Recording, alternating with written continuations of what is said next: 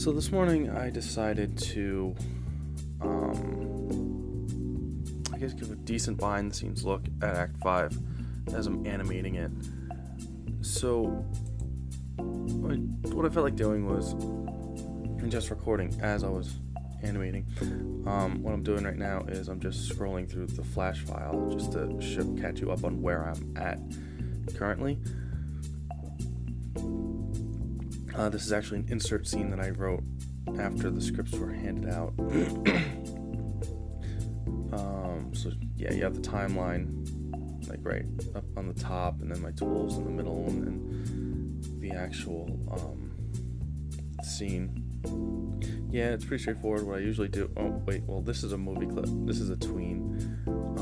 But in the tween movie clip, I actually have frames. So for walking, especially if you want to have someone coming forward, it's a lot easier to have a movie clip, and within the movie clip have all the actual frames. Excuse me. You can export it. You can actually see the movie clip in action. That's what it'll look like. Just rough walking. It's a little upside. I'll probably fix it later. It's just a lot easier. And I do that for dialogue. Actually, for dialogue, that's what I do. I'll make a movie clip, and I'll put the dialogue in said movie clip and a lot of the animation. It's just easier to sync. It's a lot easier to sync instead of having it on the main timeline, because usually if you export a flash with the main and all the dialogue and try and do lip syncs and all that stuff, a lot of times it'll just desync a lot. So if you want to keep your dialogue intact, definitely make a movie clip and have the dialogue and the animations for the lip flaps in that movie clip. Basically what I do, excuse me, well, here we go. Whenever I'm going to start like a new spot or a new line, I do animate while I'm looking at the script. A lot of times I'll have the script on my computer, but sometimes I'll write the script on my laptop. For instance, I'll just go to Google, send it to myself, and I'll have this script on my main monitor while I draw on my Wacom Cintiq. So I have the script as a reference, and I'll do basic sketch animations. It's kind of like a mix of a storyboard and animatic, I guess. Because I know animatics just usually have no motion at all. It's just like a lot of this is what we're doing, and then here's movement. But I'll do sketch and storyboard animation just to get an idea of what I'm doing. So I'll color code each character for whatever reason, and just quickly sketch it.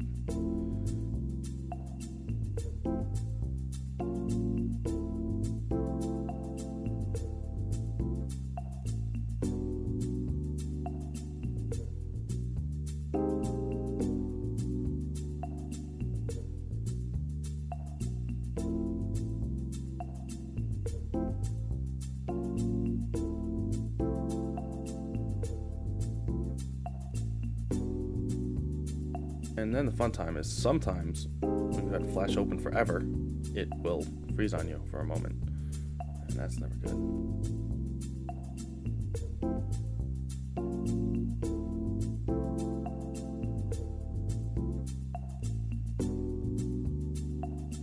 So yeah, I'll make it a movie clip, add a new layer, go to the library, look at the script so I know what line I'm looking for, and that's why I have my voice actors actually label the lines, like with the line number and their character, so I can just put it right in. And usually I'll just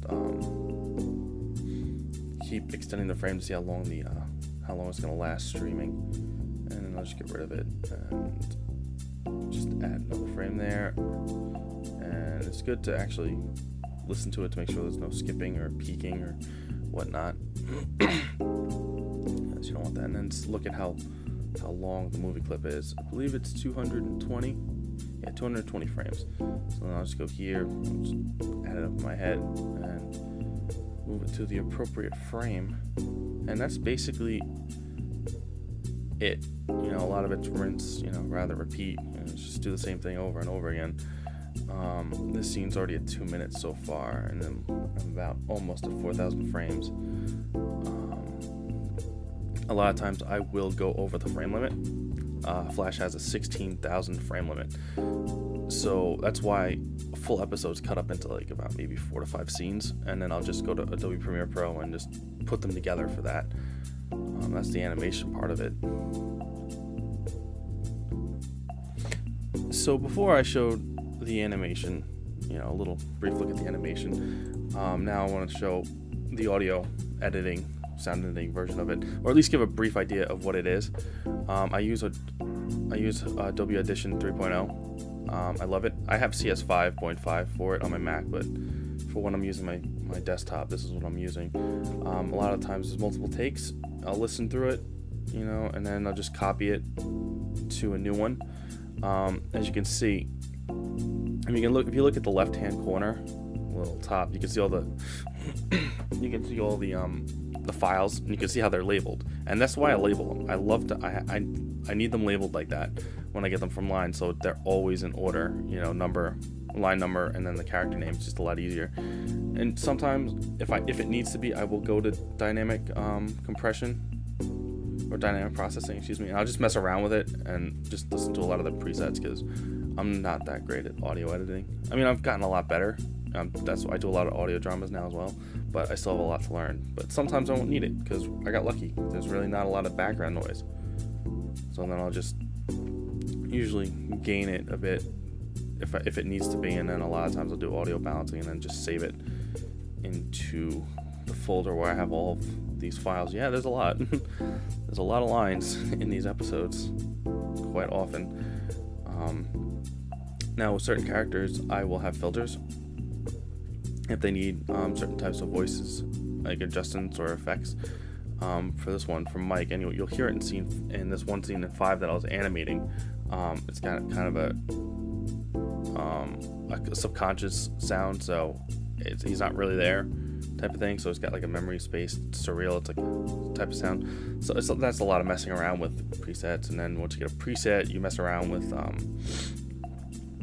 the actual options within and see what works to your liking. For the animation anyway, it's a lot of the audio editing that I do is just to get rid of peaking, get rid of noise, and then I'll just import it into Flash and put them where they need to go. And that's basically it for the audio editing portion of it. Yeah, this was a really last minute decision. So that's basically a crash course in how I do these things. I might do more in-depth ones in the future, but for now I think that pretty much covers the basics of it. So I use all Adobe products. I use to do an animation for an actual episode, I basically use Photoshop for some graphics. I'll use Flash for the obvious animation. I'll use Adobe Audition for the sound editing, and then I'll use Premiere Pro to put them all together and clean up whatever needs to be done. If you have any questions on animation, I guess I'd be more than willing to answer them. So I hope this was a little insightful and maybe a little helpful. All right.